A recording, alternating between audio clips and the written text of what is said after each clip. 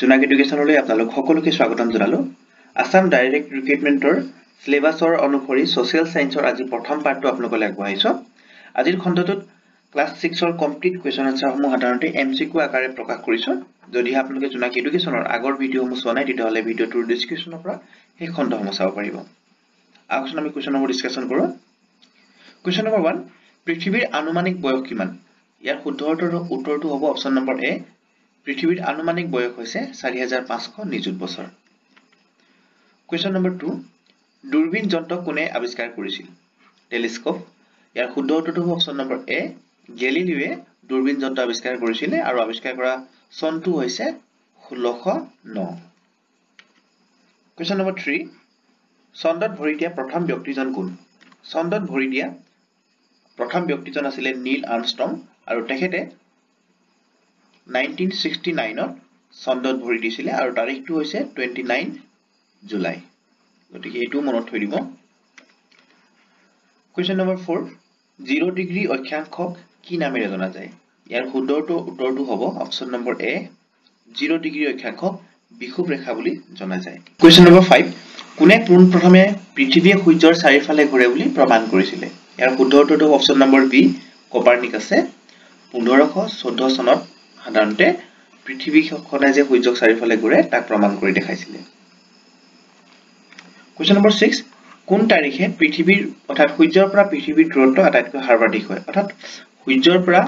আমাৰ পৃথিৱীৰ দূৰত্ব আটাইতকৈ বেছি হয় বা ম্যাক্সিমাম দূৰত্ব হয় ইয়াৰ শুদ্ধ উত্তৰটো অপচন নম্বৰ বি 4 জুলাই কোৱেশ্চন নম্বৰ 7 কোন পৰ্বতমালাই এছিয়া আৰু ইউৰোপ মহাদেশক পৃথক কৰিছে গতিকে এছিয়া মহাদেশ আৰু ইউৰোপ মহাদেশক পৃথক কৰা পৰ্বতমালা হৈছে অপচন নম্বৰ এ ইউৰাইল কোৱেশ্চন নম্বৰ 8 কোন মহাদেশক তিনিওফালে পানীৰে আগুৰি আছে অৰ্থাৎ সাগৰ আৰু মহাসাগৰে আগুৰি থকা আমাৰ মহাদেশখন হৈছে Europe option number B question number 9 Andes পৰ্বতমালা কোনখন মহাদেশৰ অংশ এন্ডিছ পৰ্বতমালা সাধাৰণতে দক্ষিণ আমেৰিকাৰ অংশ হয় উত্তৰটো অপচন নম্বৰ এ কোৱেশ্চন নম্বৰ 10 উত্তৰ আমেৰিকা আৰু দক্ষিণ আমেৰিকা কিহে সংযোগ কৰিছে গতিকে উত্তৰ আমেৰিকা আৰু দক্ষিণ আমেৰিকাক সংযোগ কৰা যোজকৰ নাম হৈছে অপচন নম্বৰ এ হ'ব পানামা যোজকে সংযোগ কৰিছে এতিয়া আমি যোজক আৰু প্ৰণালীৰ কথা জানিলো যোজক হৈছে কোনো দুডখৰ স্থলভাগ অৰ্থাৎ মাটিৰ অংশ তাক সাধাৰণতে দুডখৰ মাটিক এটা সৰু নলা বা যেতিয়া মানে যোগাযোগ কৰিব কোনো পানীৰ এটা সৰু ঠেক অংশ তেতিয়া তাক সাধাৰণতে যোজক বুলি ক'ব কিন্তু প্ৰণালী কেতিয়া কোৱা হ'ব যেতিয়া কোনো দুডখৰ পানী ঠাইত ধৰা সাগৰ বা মহাসাগৰক যদি কোনো ঠেক জলভাগে মানে সংযোগ কৰিব তেতিয়া তাক কোৱা হ'ব প্ৰণালী বুলি কোৱা হ'ব গতিকে এটা মনত থব লাগিব কোৱেশ্চন নম্বৰ 11 মাউন্ট এভাৰেষ্ট আৰোহণ কৰা প্ৰথম ব্যক্তিগৰাকী কোন আছিল মাউন্ট এভাৰেষ্ট আৰোহণ কৰা প্ৰথম ব্যক্তি আছিল দুগৰাকী আৰু তেখেতসকল হৈছে অপচন নম্বৰ এ টো শুদ্ধ হ'ব এডমাণ্ড হিলাৰী আৰু টেনজিং নৰগে আৰু তেখেতসকলে 1953 এই মাউন্ট এভাৰেষ্ট আৰোহণ কৰিছিল এই চনটো কেতিয়াবা আহে গতিকে এটো মনত থৈ দিব আপোনালোকে কোৱেশ্চন নম্বৰ 12 ভাৰতৰ আটাইতকৈ ডাঙৰ লুনিয়া হ্ৰদৰ নাম কি ইয়াৰ শুদ্ধ উত্তৰটো অপচন নম্বৰ এ ভাৰতৰ আটাইতকৈ ডাঙৰ লুনিয়া হ্ৰদৰ নাম হৈছে চম্বৰ লেক এই হ্ৰদ আছে সাধাৰণতে এই হ্ৰদটো ৰাজস্থানত আছে কোৱেশ্চন নম্বৰ 13 হিন্দু উপত্যকাৰ প্ৰথম কৃষি কি অৰ্থাৎ হিন্দু উপত্যকাত এতিয়া অপচন নম্বৰ এটো শুদ্ধ হ'ব কিন্তু যদিহে ইয়াত কপাহ থাকে তেতিয়াহলে এটো শুদ্ধ উত্তৰ হ'ব কিয়নো হিন্দু উপত্যকাতে প্ৰথম কপাহৰ খেতি কৰিছিল বুলি কোৱা হয় কোৱেশ্চন নম্বৰ 14 হৰপ্পা সকলে কোন ধাতু ব্যৱহাৰ কৰা নাছিল ইয়াৰ শুদ্ধ উত্তৰটো অপচন নম্বৰ এ হৰপ্পা সকলে লুৰ ব্যৱহাৰ কৰিব পৰা নাছিল বা কৰিব জনা নাছিল কোৱেশ্চন নম্বৰ 15 ৰকি পৰ্বতমালা ক'ত অৱস্থিত ৰকি পৰ্বতমালা অপচন নম্বৰ সি উত্তৰ আমেৰিকাৰ এক পৰ্বত কোৱেশ্চন নম্বৰ 16 তলৰ কোন স্থানত বৃহৎ ৰাজহুৱা স্নানাগাৰটো পোৱা গৈছে ইয়াৰ শুদ্ধ উত্তৰটো অপচন নম্বৰ বি মহেঞ্জোদাৰোত বৃহৎ ৰাজহুৱা স্নানাগাৰটো পোৱা গৈছিল কোৱেশ্চন নম্বৰ 17 হিন্দু সভ্যতাৰ লগত কোনে বেপাৰ বাণিজ্য কৰিছিল ইয়াৰ শুদ্ধ উত্তৰটো অপচন নম্বৰ এ মেছপটেমিয়া কোৱেশ্চন নম্বৰ 18 কোন শতিকাত জৈন ধৰ্মৰ উত্থান হৈছিল জৈন ধৰ্ম সাধাৰণতে অপচন নম্বৰ এ 6ষ্ঠ শতিকাত উত্থান হৈছিল কোৱেশ্চন নম্বৰ 19 জৈন ধৰ্মৰ মুঠ তীৰ্থংকৰ সংখ্যা কিমান জৈন ধৰ্মত সাধাৰণতে অপশ্যন নম্বৰ বি শুদ্ধ উত্তৰ হ'ব 23 জন তীৰ্থংকৰ আছিলে আৰু জৈন ধৰ্মৰ প্ৰথমজন তীৰ্থংকৰ আছিলে ঋষভদেৱ আৰু শেষৰ অৰ্থাৎ 23 সংখ্যক যিজন তীৰ্থংকৰ আছিলে তেখেত হৈছে মহাবীৰ কোৱেশ্চন নম্বৰ 20 জৈন ধৰ্ম অনুসৰি সৰ্বজ্ঞানৰ লাভৰ পৰিণতি কি জৈন ধৰ্ম অনুসৰি সৰ্বজ্ঞান লাভ কৰা যি পৰিণতি হৈছে তাৰ শুদ্ধ উত্তৰটো অপশ্যন নম্বৰ এ কৈবল্য লাভ কৰা কোৱেশ্চন নম্বৰ 21 কোন ধৰ্মৰ লোকে পূৰ্বজন্ম আৰু কৰ্মফলক বিশ্বাস কৰে এটা মোস্ট ইম্পৰ্টেন্ট হয় ইয়াৰ শুদ্ধ উত্তৰটো হ'ব অপশ্যন নম্বৰ বি জৈন ধৰ্মৰ লোকসকলে পূৰ্বজন্ম আৰু কৰ্মফলক বিশ্বাস কৰে কোৱেশ্চন নম্বৰ 22 শ্বেতাম্বৰ আৰু দিগম্বৰ কোন ধৰ্মৰ শাখা ইয়াৰ শুদ্ধ উত্তৰটো অপশ্যন নম্বৰ বি জৈন ধৰ্মৰ দুটা শাখা হৈছে শ্বেতাম্বৰ আৰু দিগম্বৰ কোৱেশ্চন নম্বৰ 23 মহাবীৰৰ বাল্যকালৰ নাম কি আছিল অৰ্থাৎ লৰালি কালৰ মহাবীৰৰ কি নাম আছিল তাৰ শুদ্ধ উত্তৰটো হ'ব অপশ্যন নম্বৰ এ বৰ্ধমান এটা কথা মনত ৰাখিব লাগিব মহাবীৰৰ একে দেখা যায় বৰ্ধমান আৰু সিদ্ধাৰ্থ আৰু মহাবীৰৰ সাধাৰণতে পিতৃৰ নামহে আছিল সিদ্ধাৰ্থ মহাবীৰৰ জন্ম ক'ত হৈছিল মহাবীৰৰ জন্ম সাধাৰণতে কুন্দুপুৰৰ বজ্জী সংগৰাজ্যত লিচিত জন্ম হৈছিল গতিকে এইকিটা কথা আমি গুটেকিটা মনত থব লাগে কেতিয়াবা বজ্জী বুলিও আহে আৰু কেতিয়াবা কুন্দুপুৰ বুলিও আহে গতিকে গুটেকিটা যদি আমি সাধাৰণতে মনত থৈ দিও আমাৰ কাৰণে সুবিধা হ'ব লগতে লিখি ৰাখিছো মহাবীৰৰ জন্ম হৈছিল 540 বিচিত আৰু মৃত্যু হৈছিল 468 বিচিত তেখেতৰ পিতৃৰ নাম আছিল সিদ্ধাৰ্থ আৰু মাতৃৰ নাম আছিল ত্ৰিশলা দেৱী কোৱেশ্চন নম্বৰ 25 গৌতম বুদ্ধৰ জন্ম কোন স্থানত হৈছিল এই অপচনসমূহৰ ভিতৰত শুদ্ধ উত্তৰটো অপচন নম্বৰ এ লুম্বিনী বা কপিলাবস্তু দুটাই কিতাবা আহে বেলেগ বেলেগকে দিয়ে গতিকে দুটাই আমি মনত থব লাগিব কোৱেশ্চন নম্বৰ 26 গৌতম বুদ্ধৰ বাল্যকালৰ নাম কি আছিল উত্তৰ ইয়াৰ শুদ্ধ উত্তৰটো হ'ব অপচন নম্বৰ এ গৌতম বুদ্ধৰ বাল্যকালৰ নাম আছিল সিদ্ধাৰ্থ এইখিনিতে মই এটা কথা ক'বলৈ বিচাৰিছো এই প্ৰশ্ন উত্তৰসমূহ সাধাৰণতে ক্লাছ 6 ত থকা প্ৰশ্ন উত্তৰ হয় গতিকে ইয়াৰ কিছুমান তাৰ ভিতৰত ডিটেইলছ খিনিলৈ যোৱা নাই কেৱল কিতাপখনৰ মতে যিখিনি কোৱেশ্চন আনসাৰ আছে সেইখিনিকে ইয়াত অন্তৰ্ভুক্ত কৰিছো কোৱেশ্চন নম্বৰ 27 হিনজান আৰু মহাজান কোন ধৰ্মৰ ভাগ যিদৰে জৈন ধৰ্মৰ দুটা ভাগ আছিল ঠিক একেদৰে বৌদ্ধ ধৰ্মৰ দুটা ভাগ আছে আৰু সেই ভাগ দুটা হৈছে হিনজান আৰু মহাজান ইয়াৰ উত্তৰটো option number B question number 28 Buddha পূৰ্ণিমা উদযাপন কৰা হয় অৰ্থাৎ বৌদ্ধ পূৰ্ণিমা কি কাৰণে উদযাপন কৰা হয় গৌতম বুদ্ধৰ জন্মৰ বাবে বা গৌতম বুদ্ধৰ পৰম জ্ঞান লাভৰ বাবে বা গৌতম বুদ্ধৰ মহাপৰিনিৰ্বাণৰ বাবে নে ওপৰৰ সকলো ইয়াৰ ভিতৰত শুদ্ধ উত্তৰটো অপচন নম্বৰ এ বৌদ্ধ পূৰ্ণিমা সাধাৰণতে গৌতম বুদ্ধৰ জন্মৰ বাবে উদযাপন কৰা হয় কোৱেশ্চন নম্বৰ 29 ত্ৰিপিটক কি ভাষাত লিখা গ্ৰন্থ ত্ৰিপিটক সাধাৰণতে পালি ভাষাত লিখা এখন গ্ৰন্থ আৰু ত্ৰিপিটক হৈছে বৌদ্ধ ধৰ্মৰ পবিত্ৰ গ্ৰন্থ কোৱেশ্চন নম্বৰ 30 বৌদ্ধদেৱে প্ৰথমে তেওঁৰ মতবাদসমূহ ক'ত প্ৰচাৰ কৰিছিল বৌদ্ধদেৱে যেতিয়া জ্ঞান লাভ কৰিছিল তাৰ পিছত তেখেতে প্ৰথমবাৰৰ বাবে তেখেতৰ মতবাদসমূহ আনে হৰনাথ অৰ্থাৎ হাৰনাথত প্ৰচাৰ কৰিছিল ইয়াৰ শুদ্ধ উত্তৰ অপচন নম্বৰ এ কোৱেশ্চন নম্বৰ 31 মৌৰ্য সাম্ৰাজ্যৰ প্ৰতিষ্ঠা কেতিয়া কৰিছিল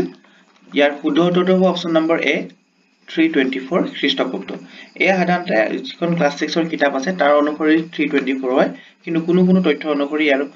উত্তৰ সাধাৰণতে 322 শুদ্ধ হ'ব কোৱেশ্চন নম্বৰ 32 চন্দ্ৰগুপ্ত মৌৰ্যৰ মাতৃৰ নাম কি আছিল ইয়াৰ শুদ্ধ উত্তৰটো অপচন নম্বৰ এ চন্দ্ৰগুপ্ত মৌৰ্যৰ মাতৃৰ নাম আছিল মুৰা আৰু মাতৃৰ নামৰ অনুসৰি চন্দ্ৰগুপ্ত মৌৰ্যই যি বংশ প্ৰতিষ্ঠা কৰিলে তাৰ নাম সাধাৰণতে মৌৰ্য বংশ বুলি জনা যায় কোৱেশ্চন নম্বৰ 33 কৌটিল্যৰ অন্য নাম কি ইয়াৰ শুদ্ধ উত্তৰ অপচন নম্বৰ এ কৌটিল্যৰ অন্য নাম হৈছে বিষ্ণুগুপ্ত বা চাণক্য বুলিও জনা যায় কোৱেশ্চন নম্বৰ 34 কিমানজন শাসকে মৌৰ্য সাম্ৰাজ্য শাসন কৰিছিল ইয়াৰ শুদ্ধ উত্তৰটো হ'ব যদিহে মুঠ শাসকৰ সংখ্যা হয় তেতিয়া 9 হ'ব কিন্তু যদি মুখ্য মেইন শাসকৰ কথা হয় তেতিয়া হ'ব 3 জন কিয়নো আমি 3 জন মৌৰ্য সাম্ৰাজ্যৰ কথা বিশেষভাৱে মনত ৰাখিবলগীয়া বা উল্লেখযোগ্য প্ৰথম হৈছে চন্দ্ৰগুপ্ত আৰু দ্বিতীয় হৈছে বিন্দুসাৰ আৰু তৃতীয় হৈছে অশোক গতিকে এই কিজনৰ নামে বিশেষকৈ মনত ৰখা যায় বা বিশেষকৈ উল্লেখ পৰীক্ষাত আহি থাকে প্ৰশ্নবিলাক ইয়াৰ পৰা ইয়াৰ আছে কোৱেশ্চন নম্বৰ 35 মৌৰ্য সমাজৰ শেষৰ ৰজাজনৰ নাম কি মৌৰ্য সমাজৰ শেষৰ ৰজাজনৰ নাম হৈছে অপচন নম্বৰ এ হ'ব বৃহদাৰ্থ হ'ব শুদ্ধ উত্তৰ কোৱেশ্চন নম্বৰ 36 অশোকে কোন বৌদ্ধ গুৰুৰ সৈতে দীক্ষা লৈছিল ইয়াৰ শুদ্ধ উত্তৰ অপচন নম্বৰ এ উপগুপ্ত কোৱেশ্চন নম্বৰ 37 অশোকে কাক বৌদ্ধ ধৰ্মৰ প্ৰচাৰৰ বাবে সিংহল দ্বীপলৈ পঠাইছিল ইয়াৰ শুদ্ধ উত্তৰটো হ'ব অপশ্যন নম্বৰ এ সংঘমিত্ৰ আৰু মহেন্দ্ৰ আৰু এই সিংহল দ্বীপৰ যি বৰ্তমানৰ নাম হৈছে শ্ৰীলংকা কুৱেশ্যন নম্বৰ 30 ইণ্ডিকা পুথিখন কোনে লিখিছিল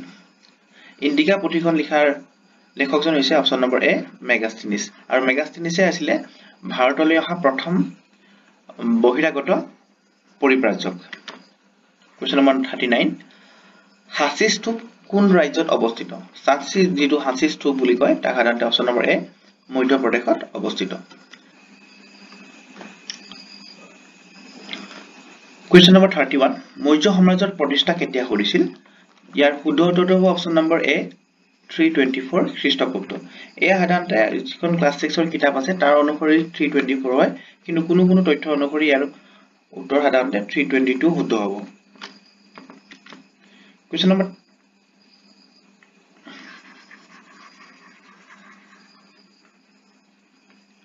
Question number 32 চন্দ্ৰগুপ্ত মৌৰ্যৰ মাতৃৰ নাম কি আছিল ইয়াৰ শুদ্ধ উত্তৰটো অপশ্যন নম্বৰ এ চন্দ্ৰগুপ্ত মৌৰ্যৰ মাতৃৰ নাম আছিল মুৰা আৰু মাতৃৰ নামৰ অনুসৰি চন্দ্ৰগুপ্ত মৌৰ্যই যি বংশ প্ৰতিষ্ঠা কৰিলে তাৰ নাম সাধাৰণতে মৌৰ্য বংশ বুলি জনা যায়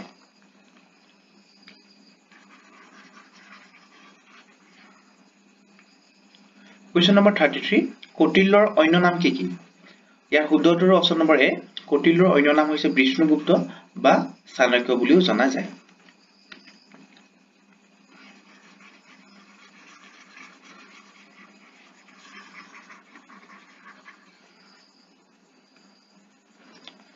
Question number 34 কিমানজন শাসকে মৌৰ্য সাম্ৰাজ্য শাসন কৰিছিল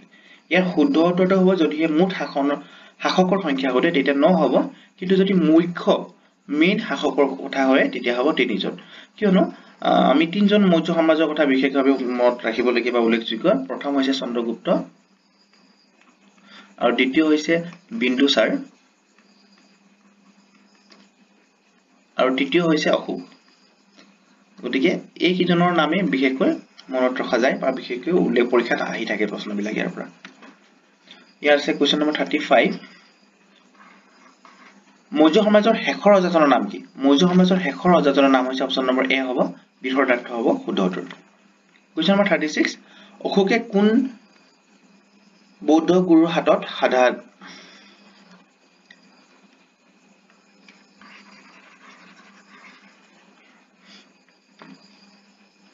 Question number 36 অশোকে কোন বৌদ্ধ গুৰুৰ সৈতে দীক্ষা লৈছিল অৰ্থাৎ অশোকে কোন নহয়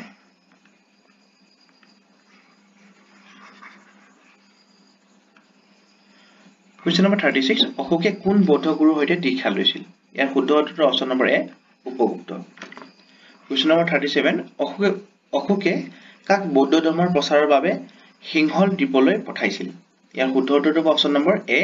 সংঘমিত্ৰ আৰু মহেন্দ্ৰ আৰু এই সিংহল দ্বীপৰ যি বৰ্তমানৰ নাম হৈছে শ্ৰীলংকা Question number 38 ইণ্ডিকা পুথিখন কোনে লিখিছিল ইণ্ডিকা পুথিখন লিখাৰ লেখকজন হৈছে অপশ্যন নম্বৰ এ মেগাস্থিনিছ আৰু মেগাস্থিনিছে আছিল ভাৰতলৈ অহা প্ৰথম বহিৰাগত পৰিব্ৰাজক Question number 39 হাঁচি স্তূপ কোন ৰাজ্যত অৱস্থিত সাঁচি যেটো হাঁচি স্তূপ বুলি কয় তাক সাধাৰণতে অপশ্যন নম্বৰ এ মধ্য প্ৰদেশত অৱস্থিত Question number 40 ভাৰতৰ সেউজ বিপ্লৱৰ পিতৃ কোন ইয়াৰ শুদ্ধ উত্তৰটো অপশ্যন নম্বৰ এ ডক্টৰ এম.এছ. স্বামীনাথন কিন্তু যদিহে আমাক যদি সোধে যে ভাৰতৰ নুহুদি যদি সেউজ বিপ্লৱৰ পিতৃ সোধে তেতিয়া শুদ্ধ উত্তৰ হ'ব option number B Norman Borlaug Question number 41 ভাৰতত কেতিয়াৰ পৰা প্ৰাথমিক শিক্ষাক মৌলিক অধিকাৰ হিচাপে কাৰ্যকাৰী কৰা হয় এই অপশ্যনসমূহৰ ভিতৰত শুদ্ধ উত্তৰটো অপশ্যন নম্বৰ এ 1 এপ্ৰিল 2010 আৰু এই প্ৰাথমিক শিক্ষাক মৌলিক অধিকাৰ হিচাপে 86 সংখ্যক যি সংবিধান সংশোধনী হৈছিল তাৰ জৰিয়তে ইয়াক অন্তৰ্ভুক্ত কৰা হয় আৰু 86 সংখ্যক সংবিধান সংশোধনী কৰা হৈছিল 2002 চনত এই প্ৰশ্নটো প্ৰায় পৰীক্ষাত অহা দেখা যায় Question number 42 কোন চনত দক্ষিণ আফ্ৰিকাত নেলছন মেণ্ডেলাৰ চৰকাৰ গঠন কৰা হৈছিল ইয়াৰ শুদ্ধ উত্তৰটো option number D 1994 Question number 43 ভাৰতৰ সংবিধানে কিমানটা মৌলিক অধিকাৰ আৰু মৌলিক কৰ্তব্য প্ৰদান কৰিছে ইয়াৰ শুদ্ধ উত্তৰটো অপশ্যন নম্বৰ এ ভাৰতৰ সংবিধানে সাধাৰণতে 6টা মৌলিক অধিকাৰ আৰু 11টা মৌলিক কৰ্তব্যৰ কথা উল্লেখ কৰিছে Question number 44 গুৱাহাটী উচ্চ ন্যায়ালয়ৰ সৈতে কোন কোন অন্য ৰাজ্যসমূহ অন্তৰ্গত হৈ আছে আৰু গুৱাহাটী উচ্চ ন্যায়ালয়ৰ সৈতে আধাতে অৰুণাচল প্ৰদেশ মিজোৰাম নাগালেণ্ড আৰু অসম এই গোটেইখিনি জড়িত হৈ আছে গতিকে ইয়াৰ শুদ্ধ উত্তৰটো অপচন নম্বৰ ডি ওপৰৰ সকলো Question number 45 গুৱাহাটী উচ্চ ন্যায়ালয়ৰ বৰ্তমানৰ মুখ্য ন্যায়াধীশ কোন গুৱাহাটী উচ্চ ন্যায়ালয়ৰ বৰ্তমানৰ মুখ্য ন্যায়াধীশ হৈছে অপচন নম্বৰ এ বিজয় বিষ্ণু Question number 46 কোন চনত BTAT গঠন কৰা হৈছিল ইয়াৰ শুদ্ধ উত্তৰটো হ'ব অপচন নম্বৰ এ BTAT গঠন কৰা হৈছিল 2003 আপোনালোকে ইমান পৰে চাই আছিল জোনাক এডুকেশনছ এখিনি আছিল আজি ক্লাস 6 ৰ important multiple choice question answer সমূহ পৰৱৰ্তী সময়ত ক্লাস 7 ৰ নতুন এটা ভিডিঅ আপোনালোকৰ ওচৰত লগ হোৱাৰ প্ৰতিশ্ৰুতিৰে আজি ভিডিঅটো ইয়াতে সমাপ্ত কৰিছো ধন্যবাদ